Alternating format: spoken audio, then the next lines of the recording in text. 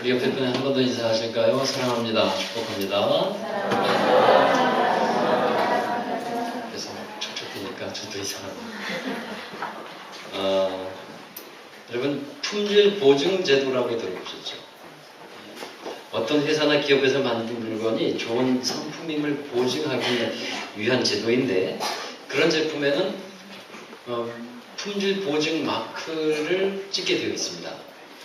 대표적인 품질 보증 마크가 KS 마크, 또 Q마크라고도 많이 보셨죠? 그런 마크가 있고요.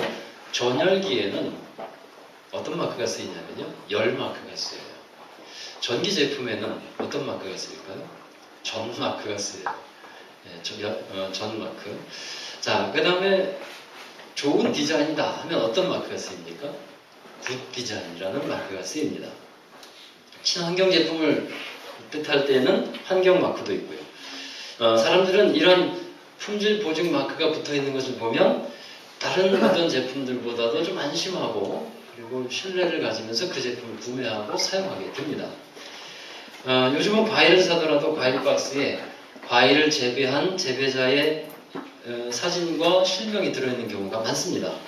과일을 살 때 그 사람의 얼굴이 이렇게 있고 이름이 적혀 있는 것을 보면 어느 정도 마음에 맛이 있겠구나, 그리고 좀 안심스럽다라는 생각들이 이게 들게 됩니다. 영화들 가운데서도요, 영화 배우 가운데서도 흥행 보증 수표라고 말을 듣는 사람들이 있더라고요. 그 중에 대표적인 사람이 송광호. 이 사람이 영화 찍으면 다 대박 난대요. 그래서 영화 보증, 흥행 보증 수표 이렇게 말을 듣습니다. 어떤 분이 성도를 은행 수표에 비유를 해서 말을 했어요. 첫 번째는 보증 수표 같은 성도가 있답니다. 하나님의 말씀을 따라서 예수 그리스도를 닮아가는 믿음 생활을 하는 성도. 보증 수표 같아요. 약속 어음 같은 성도 있답니다. 신앙생활을 하는 사람이구나 할 정도의 성도인데, 그런데 어딘지 모르게 불안하다는 거예요. 약속 어음. 돌아오면 갚지 않을 것처럼. 또 세 번째는 부도수표 성도가 있답니다. 예수님을 믿는 척하는 사람이라고 해요. 그래서 믿음의 부도가 많이 난다고 합니다. 자, 여러분, 오늘 말씀에 보면 하나님의 보증수표를 찍는 것과 같은 그런 인상을 주는 말씀이 나옵니다. 하나님의 인맞은 사람들이라는 표현이 나와요. 자, 이들이 인맞은 사람들이 바로 하나님께서 구원의 보증수표를 끊어준 사람들이라고 할 수 있는데, 하나님의 입맞은 사람들이라는 의미는 간단하게 말하면 이 최종적으로 구원받은 사람들, 이렇게 말씀을 이해하시면 됩니다. 먼저 오늘 말씀을 보면서 어떠한 상황에서 이 하나님의 인침을 받은 사람들이 나오는지를 알아야 합니다.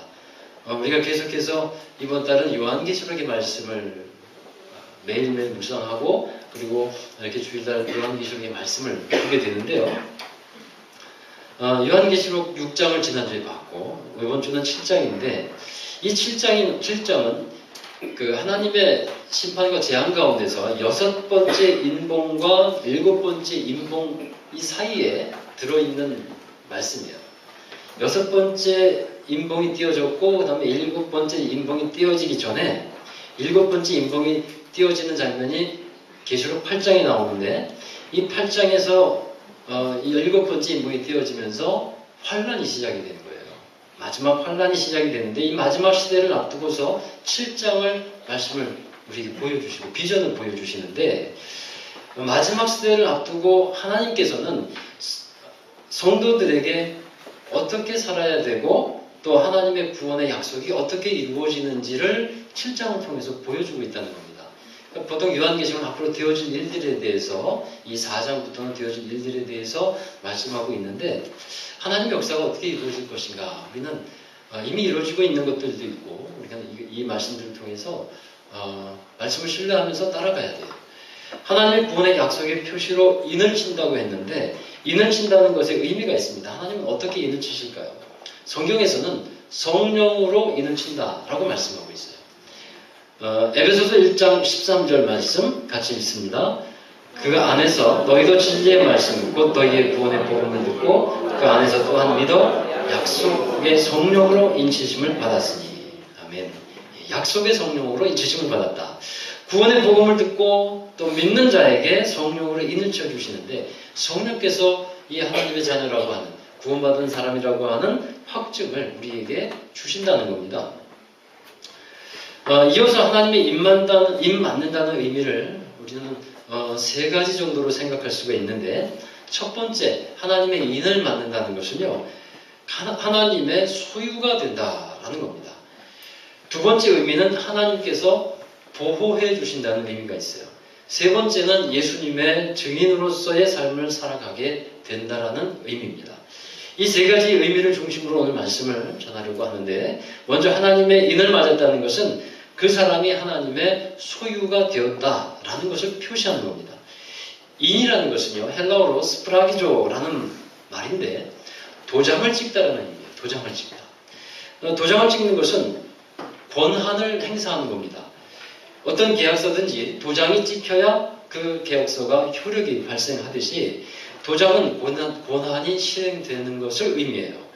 고대 근동에서는 자신의 소유권의 효력을 나타내는 표시로 이 인을 사용했습니다. 도장을 찍었다는 거예요. 특히 노예나 짐승들은 주인의 인장으로 인을 찍습니다. 인두에 불을 달고 가지고 이 몸에다가 노예 문신을 새겨 넣어요. 그러면 이 노예는 주인의 소유입니다. 라는 그런 표시가 박혀지게 되는 겁니다. 짐승도 마찬가지예요. 인을 받게 되면 이 짐승은 누구네 것이다. 이렇게 되는 것이죠. 자, 이와 같이 하나님은 사람들에게 인치시는데 성령으로 인치신다는 거예요. 할렐루야. 자, 그러면서 성령으로 인치시면서 이 사람은 나의 것이다. 하나님의 소유이다. 라고 말씀하시는 것이죠. 내가 너를 지명하여 불렀나니 너는 내 것이다. 내가 너를 손바닥에 새겼다. 라고 이사야서에서 말씀하듯이 하나님의 소유로 받아주시는 겁니다. 여러분 이 세상의 모든 물건에는 모든 것에는 주인이 있습니다. 집주인이 있고 차주인이 있고 땅주인이 있고 또 어떤 물건의 주인들이 있어요. 그런데 주인이 되기 위한 조건이 있습니다. 주인이 되기 위해서는 그 값을 물건의 값을 지불해야 돼요. 그리고 아니면 상속을 받아야 합니다.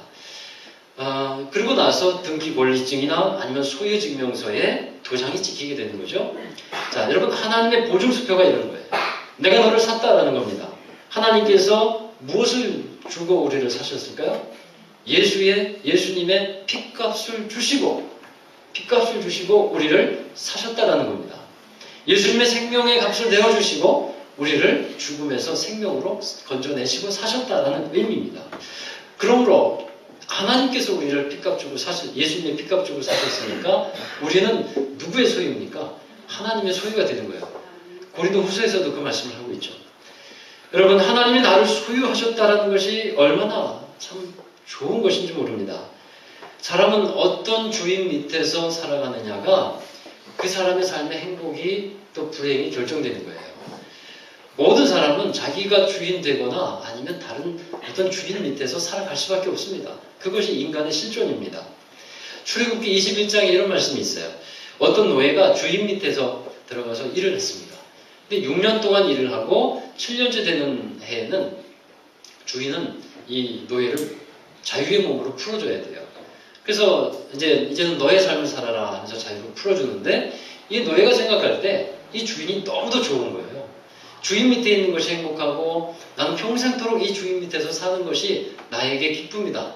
나는 이것을 선택하겠다라고 이제 결정하게 되면 이 주인은 그런 결정을 받아들이고 그 노예를 끌고 갑니다. 끌고 가서 문지방에다가 귀를 댑니다. 그 다음에 귀를 대고 거기에다가 못을 박아요. 구멍을 뚫어요. 그래서 그것을 귀 뚫은 종이다 라고 합니다. 그래서 그 당시에 귀가 뚫린 종은 무슨 뜻일까요? 주인이 있다. 주인이 있다라고 이제 표시를 하는 겁니다. 여기 귀걸이 하신 분들은요. 그런 의미에서 하신 분인지 모르겠지만 그런 의미인 거예요. 누구의 소유가 된 어떤 주인을 만나느냐 이것이 그 사람에게 인생에 있어서 너무도 중요한 축복인 것이죠. 예수님이 우리를 당신의 핏값을 주고 사셨습니다. 십자가에서 다 이루셨다. 이렇게 말씀하셨는데 이루셨다라는 말씀 가운데는 노예를 시장에서 값을 주고 사서 소유 삼았다라는 의미가 들어있는 겁니다. 우리가 하나님을 떠나 있을 때는요, 주의 종노릇하면서 살아요. 죄가 우리의 주인이 되고 또 사단이 주인이 되는 것, 그런 삶을 삽니다. 그러나 또 아니면 자기가 주인 되는 삶을 살거나, 그래서 사람들이 왜 이 마음에 하나님 두기를 싫어하고 믿기를 싫어하냐면 내가 주인이거든요. 나의 주인인 이 삶을 하나님께서 오셔서 가져가시겠다고 하니까 그것에 대해서 반발이 많이 생기는 거예요. 자기 속에는 옳은 대로 행동하는 사람들, 바로 우리들이었습니다. 그런데 하나님께서 예수님의 생명에 값을 지불하고 우리를 사셨을 때 이제 우리는 하나님의 소유가 되었어요. 이것이 바로 구원이라는 것입니다. 할렐루야. 자, 구원받은 입맞은 사람들, 그것은 바로 하나님이 우리를 소유하셨다라는 의미를 갖고 있다는 거예요. 그래서 우리의 주인이 되신다, 하나님께서 우리의 주인이 되신다라는 의미를 갖고, 따라서 하나님의 입맞은 사람들은 하나님의 주권을 인정하는 그런 사람들이 되어야 할 줄로 믿습니다. 하나님께서 우리를 소유하셨기 때문에 모든 주권이 하나님께 있습니다. 이 고백을 하고 그 다음에 그렇게 모든 것을 맡기고 살아가는 사람.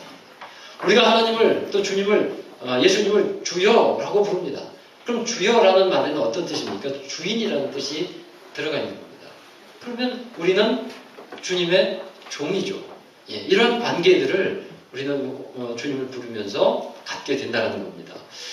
예, 바로 이것이 우리의 그냥 말로 하는 그런 고백뿐만 아니라 실제적인 삶이 되시기를 바랍니다. 예수님이 하나님이 나의 인생의 주관자이시고 나의 주인이다라는 것. 이것을 고백하는 사람. 이것이 하나님의 입맞은 사람이다라는 겁니다. 두 번째로 입맞은 사람은요, 하나님께서 보호를 해주신다는 거예요. 하나님의 소유가 된 사람은 하나님께서 지키시고 보호해 주신다는 의미가 있어요. 이것은 이런 경우를 빗대서 얘기를 해도 이해가 될 텐데, 여러분 집에서 애완견을 키운다고 할 때 애완견을 소유하고 있는 주인이 그 애완견을 보호해 주죠. 아프면 병원 데려가고 또 뭐 먹을 것도 주고 다 보호해 줍니다. 보호해 주는 것이 누구냐면 주인이에요. 이웃집 아저씨가 그 개를 보호해 주지 않습니다. 주인이 개를 보호해 줍니다. 계시록 7장에서는 이런 장면이 나옵니다. 네 천사가 땅에 바람을 일으켜 세상을 심판하려고 합니다. 그때에 한 천사가 해돋는 곳에서 올라와서 하나님의 종들의 이마에 인치기까지 재앙을 멈추도록 막아요. 그렇게 하시는 이유는 뭐냐면 하나님의 사람들을 하나님께서 인치시기까지 기다리라는 겁니다. 구원받은 사람들을 보호하시려고 하는 하나님의 의도가 있는 거예요. 그래서 요한계시록 9장 4절을 한번 보시기 바라요. 9장 4절 말씀인데 같이 읽습니다. 그들에게 이르시되 땅의 풀이나 큰 것이나 각종 수목은 해하지 말고 오직 이와 하나님의 인침을 받지 아니한 사람들만 해하라 하시더라. 아멘. 그러니까 하나님의 입맞은 사람들을 하나님은 소유하실 뿐더러 지켜주신다라고 하는 사실을 알아야 한다는 거죠. 마지막 때를 생각할 때 많은 사람들이 두려워하는 일들이 있습니다. 그것은 환란이나 재앙에 대한 두려움이에요. 여러 가지 세상에서 벌어지고 있는 일들, 전쟁과 기근과 또 많은 일들을 통해서 하나님의 어떤 재앙이 임하지는 않을까라고 하는 두려움을 갖고 살아가게 됩니다. 그러나 주님의 소유된 사람들은 이런 환란에서 지켜주신다라고 분명히 말씀하고 있어요. 그래서 우리는 두려워하지 않을 수 있는 것입니다. 그러면 이렇게 하나님의 입맞은 사람들이 누구인가? 4절에 보시면 하나님의 입맞은 사람들의 수가 나옵니다. 자, 4절 같이 읽어보시죠. 내가 인침을 받은 자의 수를 들으니 이스라엘 자손의 각 지파 중에서 인침을 받은 자들이 14만 4천이니. 또한 이 14만 4천 명의 자세한 내용이 5절부터 9절까지 나오는데 이스라엘의 12지파마다 12,000명씩 도합 14만 4천 명이 됩니다. 이 14만 4천 명이 정확히 누구인가에 대해서는 성경이 사실 말해주고 있지 않아요. 그래서 다양한 해석들이 나오는 겁니다. 신천지라고 하는 이단에서는 자기들만이 14만 4천 명을 이룰 때 주님께서 오신다, 이러한 허황된 교리들을 얘기하고 있죠. 또 어떤 이는 이 14만 4천 명이 이스라엘 12지파에 관계된 것이기 때문에 유대인만을 말한다고 하는 사람도 있는데 이것은 유대인만을 지칭하는 말씀이 아닙니다. 많은 이들이 이 숫자에 14만 4천의 영적인 의미를 찾아갑니다. 그래서 구약의 12지파 또 예수님의 12제자 이 둘을 합하면 144가 되는데 거기에 무한수인 1000을 곱하면 14만 4천 이렇게 숫자가 나오게 되죠. 이 수는 하나님의 언약의 백성들이고 꼭 14만 4천 명이라기보다는 구원에 충만한 수가 차기까지 그때에 다다르는 그러한 사람들을 말하고 있습니다. 그렇게 보는 몇 가지 이유가 있는데 이 12지파에서 단지파와 에브라임 지파가 빠져 있어요. 이들이 빠진 이유에 대해서는 여러 가지 해석이 있습니다만 단지파 같은 경우에는 사사기에서 우상을 섬겼던 지파가 됐어요. 그래서 그들이 빠졌다라는 해석도 있기도 합니다. 또 우리나라 단군 있죠. 우리나라 단군이 단지파로부터 왔다라는 해석도 있어요. 그 다음에 또 몰몬교, 미국에 가면 유타주에 몰몬교도들이 많이 사는데 이 몰몬교가 단지파들이다 뭐 이런 해석들도 있어요. 그런데 사실 다 근거가 명확하지 않아요. 부족해요. 그래서 불완전하기 때문에 이런 것으로 해석을 해서 말씀을 보게 되면 말씀이 어려워지고 확신이 안 생기는 겁니다. 당시 말씀을 기록할 때 12지파는 의미가 많이 없어졌다라고 봐야 돼요. 그리고 지금은 그 말씀이 우리에게 어떻게 적용되어지고 있습니까? 여러분 누가 유대인입니까? 누가 아브라함의 자손입니까? 이것을 우리는 먼저 봐야 돼요. 로마서 2장 28절 29절을 한번 말씀 보십시오. 무릇 표면적 유대인이 아니요 표면적 육신의 할례가 아니니라 오직 이면적 유대인이 유대인이며 할례는 마음에 할지니 영에 있고 율법 종례에 있지 아니한 것이라. 그 칭찬이 사람에게 있으면 아니요 다만 하나님에서. 이 말씀은 그냥 혈통적인 유대인만이 유대인으로 하나님이 지금 받아주시는 때가 아니라는 겁니다. 갈라디아서라는 성경에 보면 예수 그리스도를 믿는 이들을 아브라함의 자손이다. 그렇게 말씀했어요. 그러니까 이 14만 4천 명이라는 수는 예수 그리스도를 믿어서 하나님의 자녀가 된 구원받은 사람들이라고 우리가 보면 돼요. 그리고 구원받은 수가 충만한 수가 찰 때, 그때를 말하고 있다고 보면 됩니다. 그리고 또 이어서 말씀은 뭐냐면 9절에 보면요. 흰옷을 입고 종려나무 가지를 들고 있는 능히 셀 수 없는 큰 무리가 나옵니다. 바로 14만 4천 명과 동일한 사람들로 보고 있는 것입니다. 그래서 하나님은 하나님의 입맞은 이들을 보호하시고 지켜주신다는 거예요. 구원받은 사람들을 하나님은 소유 삼으시고 지켜주신다 하는 것이죠. 요한복음 17장에서 예수님이 제자들을 떠날 시간이 되었을 때 제자들에게 이런 말씀을 합니다. 하나님이 예수님을 세상에 보내신 것처럼 예수님도 제자들을 세상에 보내셨다는 거예요. 그런데 세상은 어떤 곳입니까? 세상은 환난이 있는 곳이에요. 좋은 일만 있는 것이 아니고 주님을 위해서 살려고 하면 핍박도 있고 고난을 맞이해야 하는 것입니다. 또 믿음으로 살았는데 뜻하지 않은 어려움도 당할 수 있는 곳이 세상입니다.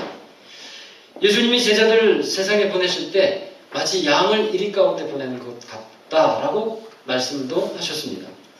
여러분 어떤 분들은 예수님을 믿으면 환난이나 고통이나 이런 것들 어려움들이 다 없어지는 줄 알아요. 그러나 그런 일이 없어지는 일들이 이루어지는 것은요. 하나님 나라 천국에 가면 돼요. 천국에 가면 더 이상 아픔도 없고 고난도 없고 슬픔도 없고 눈물도 없어요. 그런 애통하는 일도 이 세상에서 겪었던 일들도 하나님 나라에서는 겪지 않습니다. 무슨 말씀입니까? 이 세상에서는 환난도 있고 핍박도 있고 고난도 있고 어려움도 있고 영적 싸움을 싸워가면서 그리고 살아가야 하는 것이라는 겁니다.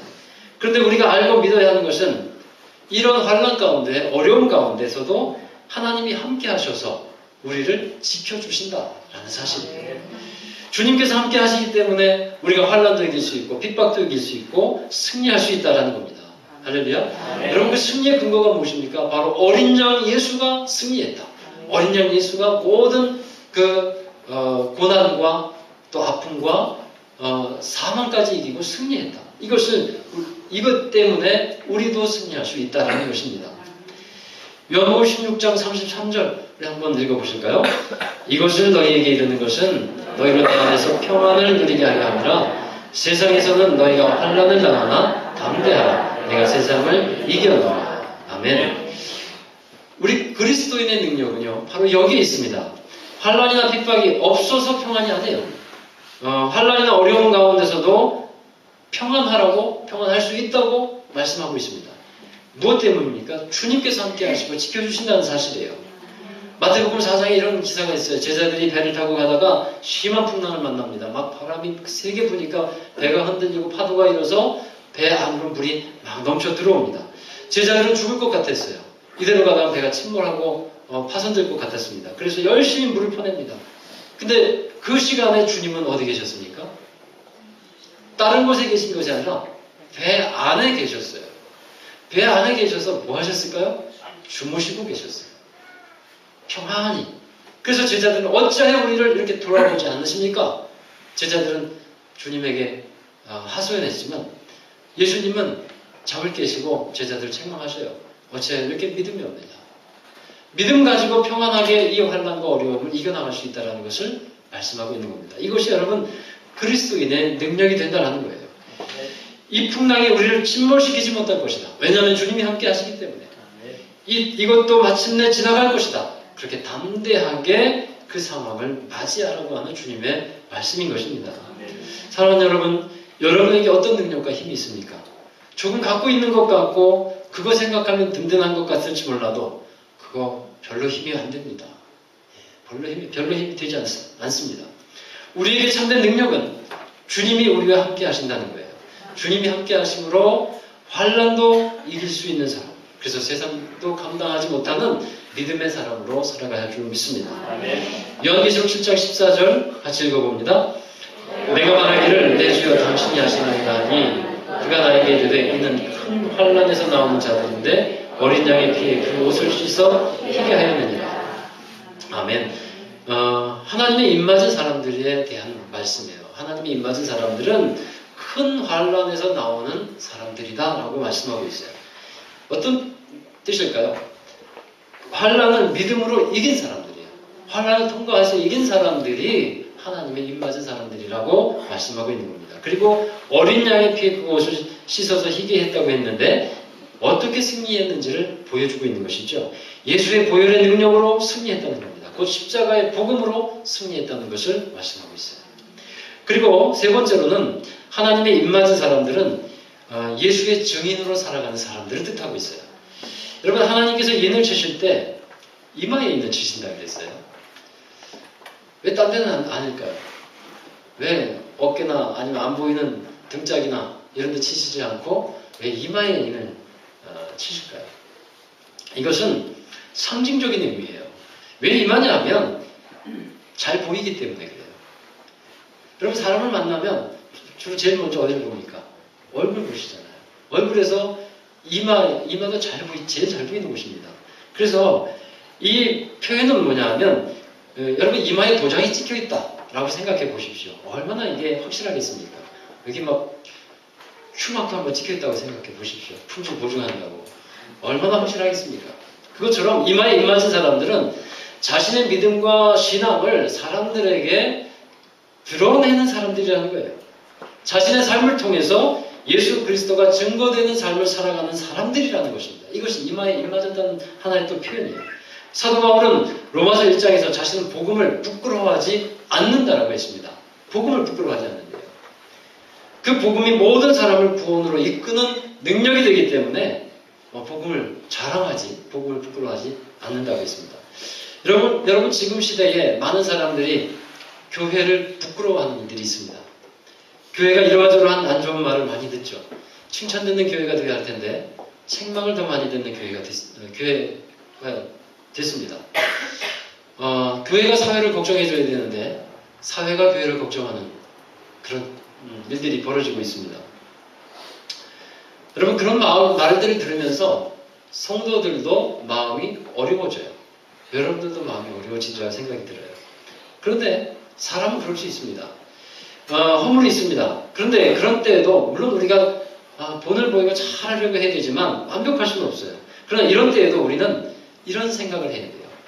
교회가 어떤 책망을 듣고 있는 때에도 우리는 주님을 자랑할 수 있어야 한다는 거예요. 교회는 비록 그럴지 몰라도 그런 사람이 모여있는 그런 모임이기 때문에 그런 일들이 혹시나 일어날 수 있을지 몰라도 주님은 그러시지 않는다는 거예요. 주님은 변함이 없이 완전하신 그 회복의 삶으로 우리를 이끌어 주신 분이고 완전한 치유자가 되시고 완전한 그 사랑을 갖고 계십니다. 이것을 우리는 분명히 믿고 주님은 분명히 부끄러워하지 않고 자랑하는 저와 여러분 되어야 할 줄로 믿습니다. 이것이 십자가의 능력이고요. 복음의 능력이고 또 성도들의 능력이 되는 겁니다. 여러분 비판적이고 부정적인 말이 있어도 예수님에 대한 그 믿음은 절대로 위축되지 마십시오. 주님을 증거하고 자랑하는 사람, 이 사람이 바로 이마에 잘 보이도록 입맞은 사람들이라는 겁니다. 예수님은 이런 말씀을 하셨어요. 마태복음 10장 32절에 누구든지 사람 앞에서 나를 시인하면 나도 하늘에 계신 내 아버지 앞에서 그를 시인할 것이에요. 사람들 앞에서 예수님 시인하는 거예요. 세상 앞에서 세상 가운데서 예수님을 시인하는 사람이 되어야 하는 겁니다. 예수님의 증인되는 삶을 살아야 하는 겁니다. 전에도 말씀드렸지만 한 20년 동안 같이 직장에 생활한 한 부장과 과장이 서로 다 교회를 다녔는데 크리스찬인 것을 20년 동안 몰랐대요. 그래서 어느 날 부장님도 교회 다니셨어요. 과장도 교회 다녔냐? 이렇게 얘기를 하더래요. 여러분 자랑하지 못했다는 거예요. 주님을 자기의 삶으로 입으로 시인하지 못했다는 겁니다. 서두에 말씀드렸듯이 하나님께서 인을 치시는 것은 성령으로 인을 치십니다. 하나님 지금도 인칠 자를 찾고 계셔요. 성령을 부어주시는 겁니다. 성령으로 인치는 기간은 언제부터냐면 주님이 복음을 전파하시면서부터 시작이 되었어요. 그때부터 시작되어서 14만 4천 즉 구원에 충만한 수가 차기까지 계속 성령으로 인치시고 있다는 겁니다. 마지막 7인이 떼어질 때는 환란이 시작이 될 텐데 그 전에 하나님은 성령으로 인치시는 사람을 찾고 계시고 그 역사는 지금도 계속 되어지고 있다는 사실입니다. 그래서 성령을 인친 사람을 하나님은 소유 삼으시고 환란 가운데서 승리하게 하시고 보호하게 하시고 그리고 예수님의 증인으로 살게 하여 주시는 겁니다. 자, 저와 여러분이 이 시대에 하나님의 입맞은 사람 안에 속하면서 살아가기를 주의 이름으로 축원합니다. 기도하겠습니다. 하나님 우리를 위해 핏값 주시고 생명을 주신 주님을 찬양합니다. 구원받은 하나님의 사람으로 살게 하심을 또한 감사를 드립니다. 언제나 주님 안에서 살게 하여 주시옵소서. 주님 은혜 가운데서 우리의 삶을 이루게 하여 주옵소서. 주님 모든 일에 성령을 힘입어 주님께 영광 돌리기를 원합니다.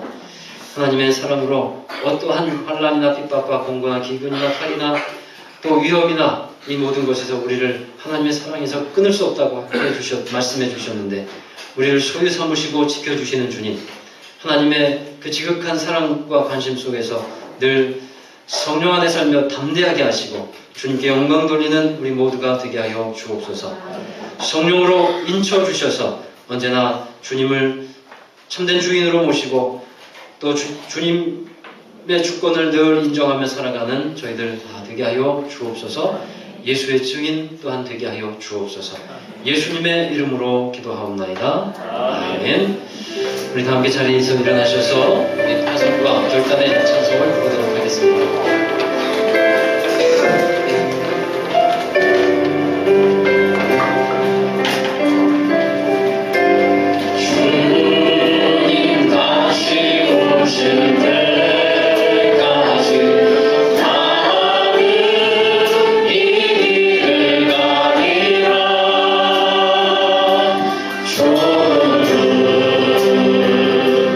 좋은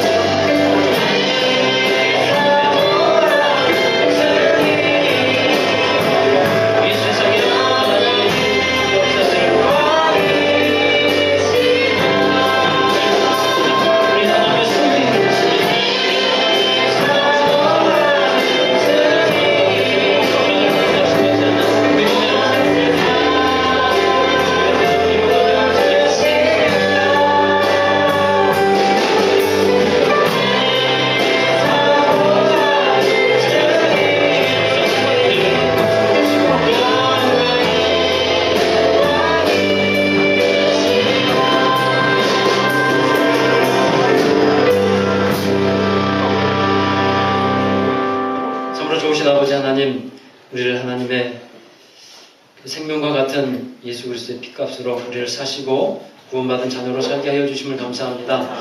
우리를 소유 삼아 주셨사오니 늘 믿음으로 살게 하여 주시옵시고 주님께 영광 돌리는 삶이 되게 해 주시옵소서.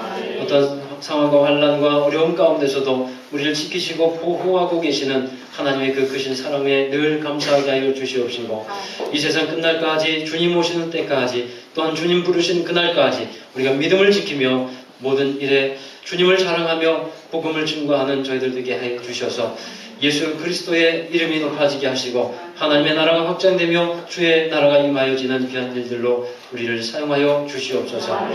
우리 모두 주께서 붙잡아 성령으로 함께 해주셔서 정말 강하고 담대한 삶을 살게 하여 주시고 이 시간에 하나님 여러 성도들 약하고 부족한 것들을 성령으로 함께 해주셔서 강건케 하여 주시기를 간절히 원합니다.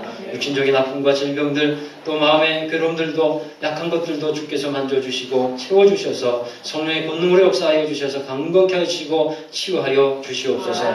또한 저들의 삶 속에 여러 가지 문제와 아픔들 주님께서 알고 계신 줄 믿사온데 주님의 뜻 가운데 온전하게 회복되어지고 해결되어지는 은혜를 허락해 주옵소서. 물질적으로 어려움 당하는 이들을 기억하여 주셔서 하나님 속에 그 일들이 이제 벗어나지는 일이 되게 하여 주시옵시고 주님의 도우심으로 풍성한 하나님의 영광을 드러내는 귀한 일에 쓰임받게 하여 주시옵소서. 저들의 기업을 축복하여 주시고 하나님의 이름을 높이는 이 일에 쓰임받을 수 있도록 하나님 청대케 하시고 좋은 돕는 손길들과 일감들로 함께해 주시옵소서. 이 시간 또 귀한 자녀들 하나님 축복합니다. 자녀들이 하나님 안에서 건강하게 믿음과 말씀으로 성령 안에서 자라날 수 있도록 축복해 주옵소서. 또 수능을 앞둔 우리 학생들이 있습니다. 하나님 목요일에 수능 시험을 보는 우리 아이들 주님께서 기억하여 주시고 주님의 지혜와 명철함으로 함께해 주시옵시고 그동안 준비하고 공부한 것들이 좋은 이제 열매가 되어서 아름답게 또 좋게 결과를 맺을 수 있도록 주여 함께 주시옵소서. 주님께 영광 돌리는 시험이 되도록 축복해 주시옵소서.